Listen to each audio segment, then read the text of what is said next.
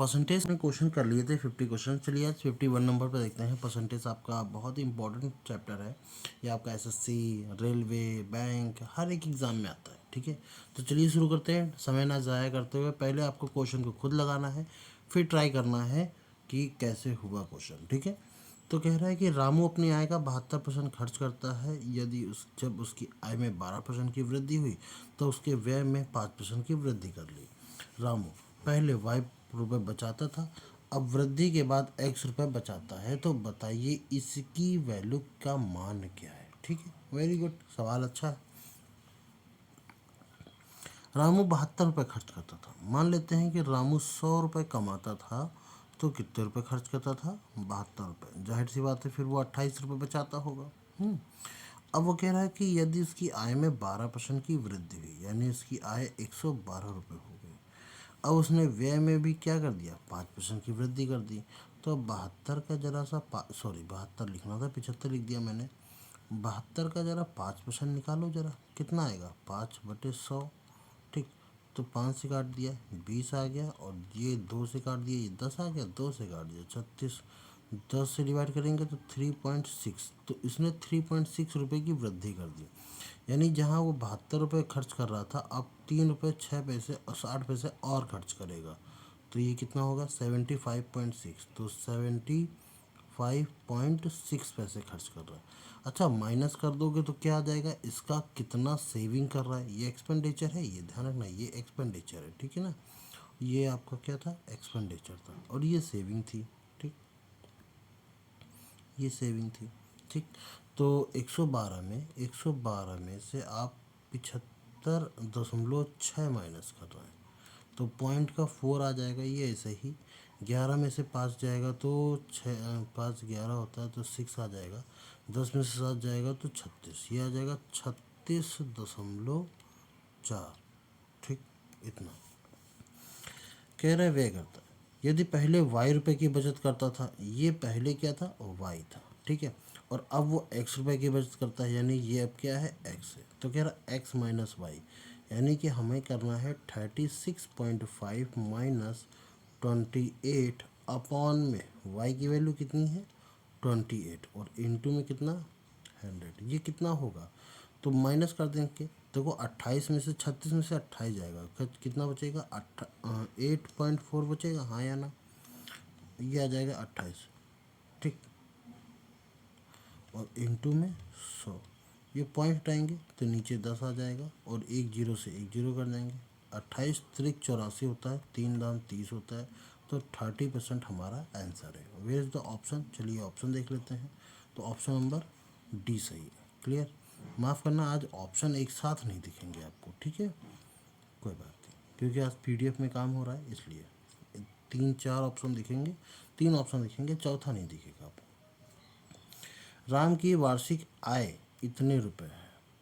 उन्होंने आय का 20% घर, शेष आय का 15% भोजन, और उसके बाद शेष। तो जब भी कभी शेष लगता है, ये शेष लग रहा है, ये शेष लग रहा है, यानी जो बचा हुआ पैसा है उसमें से खर्च हो रहा है, टोटल नहीं खर्च हो रहा।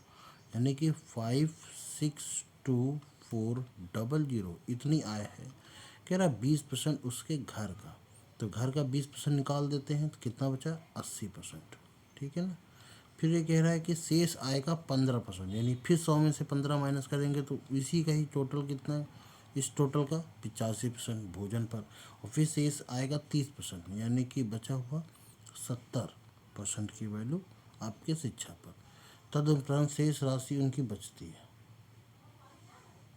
ठीक, तो उसके बाद कितनी राशि बचेगी? अच्छा, तो देखते हैं जरा सा। 2 जीरो से तो 2 जीरो कट जाएंगे, और ये 2 जीरो से ये 2 जीरो कट जाएंगे, है कि नहीं? 5 से काटेंगे तो 17×5 = 85, और 5 से काटेंगे 5 दूनी 10, 2 आ जाएगा।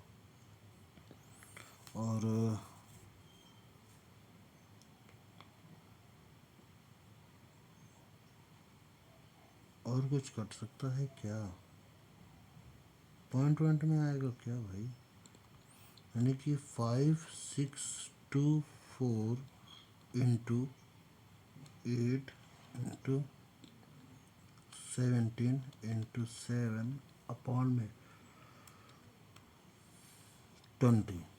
यहाँ तो पॉइंट में अच्छा अप्रॉक्स निकालना है ना, लगभग लगभग निकालना है भाई। सॉल्व कर लेना है इसको, ठीक है। 4 से काट देंगे या 2 से काट देते हैं तो ये 4 और ये 10।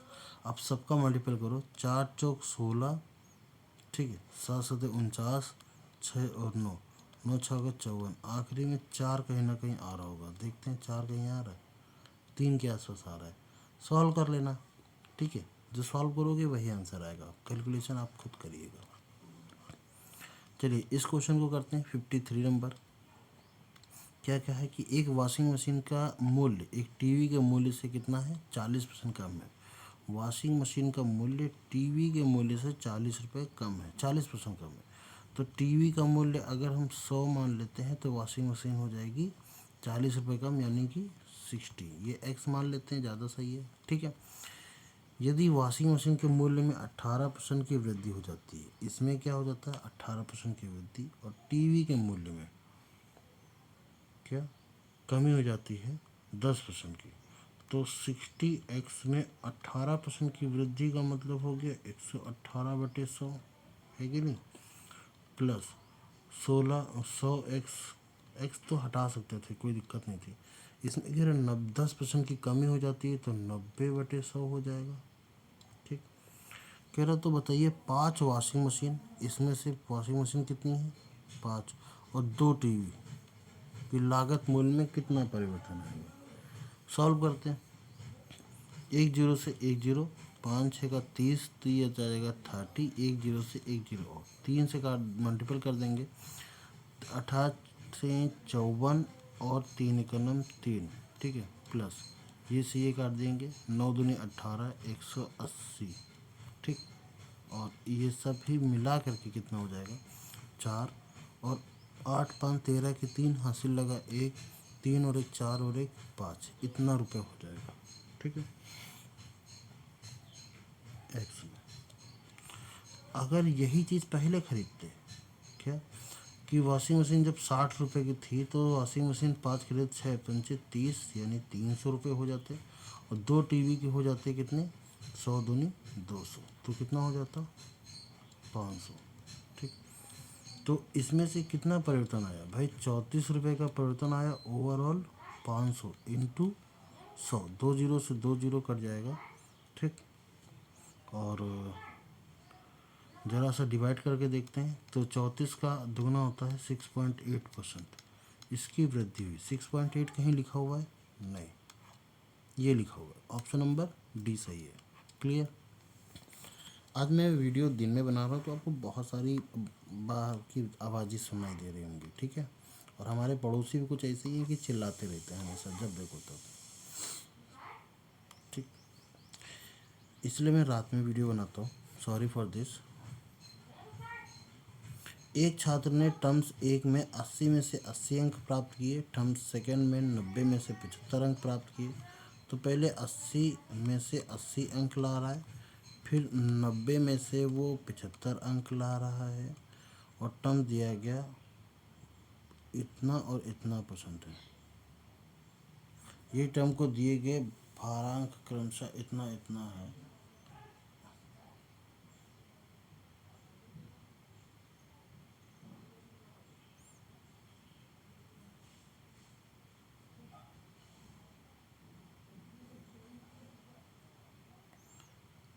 यदि टर्म्स को दिए गए भारांक क्रमशः, ये भारांक क्या होता है ये चीज़ समझ में नहीं आ रही, ठीक है। एक काम करते हैं, इसको स्किप करते हैं और आगे बढ़ते हैं, ठीक है। देखूंगा बाद में बता दूंगा इसको। इसको करते हैं, दो संख्या तीसरी संख्या से क्रमशः 10% और 20% कम है। एक तीसरी संख्या से, तो एक्स वाई जेड, तो दो संख्या है वो तीसरी संख्या यानी जेड से, जो एक्स है, एक्स जो है वो तीसरी संख्या जेड से कितना % कम है 10% कम है, ठीक।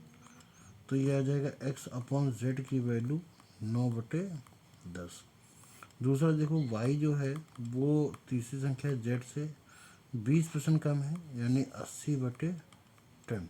तो y अपॉन जेड की वैल्यू आ जाएगी 8/10। क्लियर। तो x की वैल्यू 9, y की वैल्यू 8, 9, 8 और ये 10। तो हमसे कह रहा है कि तो पहली संख्या, सॉरी दूसरी संख्या को पहली संख्या, दूसरी संख्या को पहली संख्या के बराबर करने के लिए कितना परसेंट बढ़ाना चाहिए। कितना परसेंट बढ़ा, 8 को कितना परसेंट बढ़ा दे, 12.5% से बढ़ा दे भाई। 12 में 5 तो 1/8 इतना आ जाएगा। ठीक है, यानी ये कितना इससे ज़्यादा है, ये 1 ज़्यादा है। किससे, 8 से, इंटू 100 डिवाइड कर दीजिए 12.5%। ठीक, ऑप्शन नंबर 1 सही है। चलिए अगला करते हैं।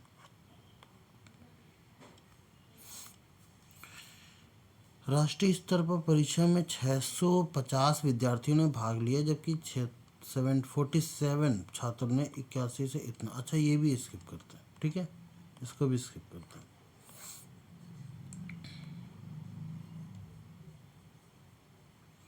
इस क्वेश्चन को करते हैं। ये क्वेश्चन कितना आसान है, देखो। फ्रेंच में 80 में से 72, तो 72 अंक लाया है 80 में से। 91 ला रहा है वो इंग्लिश में, 91 लाया है 100 में से इंग्लिश। ठीक है, और 73 70 में लाया है, 70 में लाया है 73 कह रहा हूँ, और 50 में से 44। तो कह रहा कुल प्रतिशत कितना था भाई।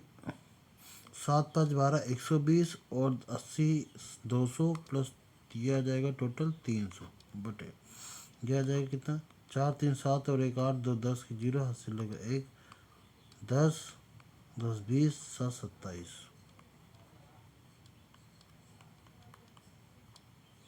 तो 2 जीरो से 2 जीरो कट जाएगा, 3 से काटोगे 3 9 27, तो 90। ऑप्शन नंबर डी सही है। क्लियर।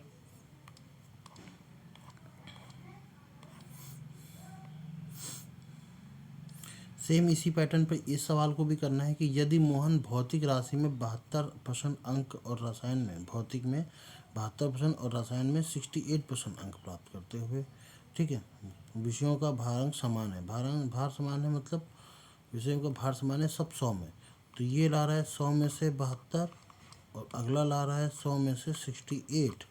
तो कह रहा है कि दोनों से मिला के कितने परसेंट अंक बने, दोनों मिला के ये 200 नंबर का पेपर हो गया। दोनों मिला के ये 8 2 10 की 0 हासिल लगा, 1 7 7 14 140 इंटू 100, तो ये आ जाएगा 2 और ये आ जाएगा 70। तो कितना परसेंट आ गया, 70%। ठीक, आसान सवाल था ये।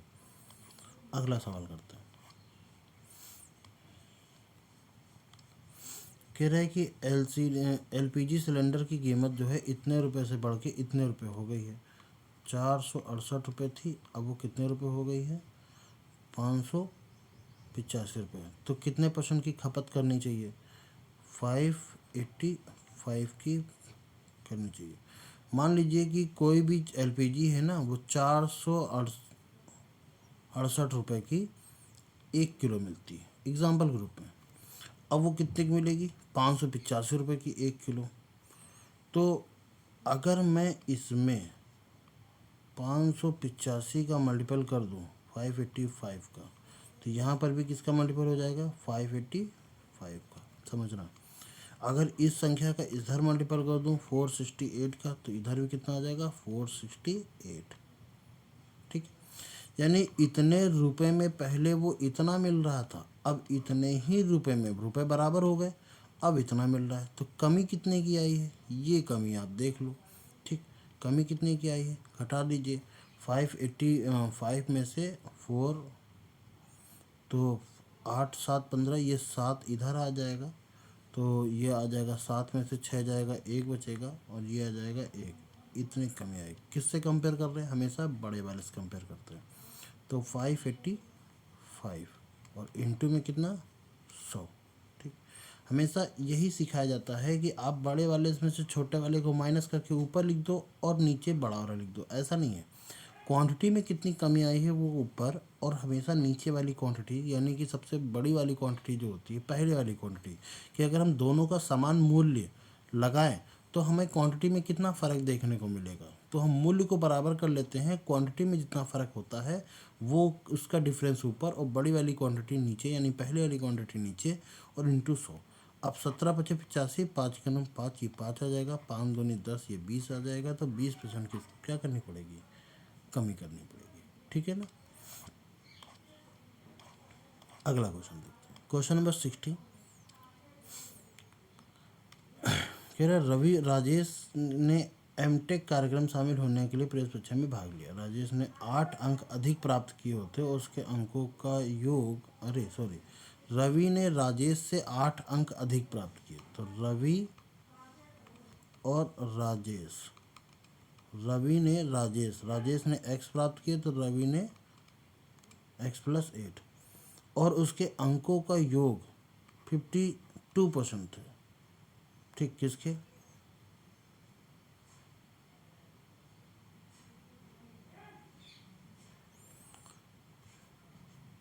रवि ने राजेश से 8 अंक अधिक प्राप्त किए, और रवि ने राजेश से, और उनके अंकों का योग के 52% है। किसके 2% है भाई, ये चीज़ थोड़ा सा कंफ्यूजिंग है।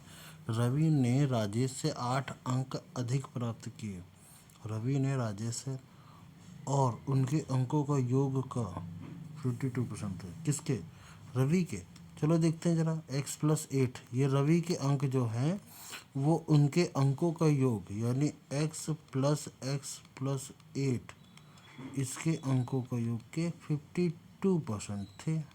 ठीक है, ये ज़रा देख लेते हैं।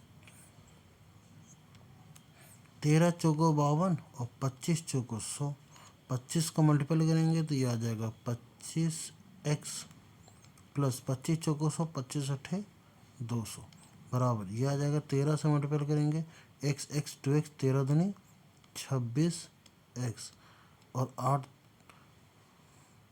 13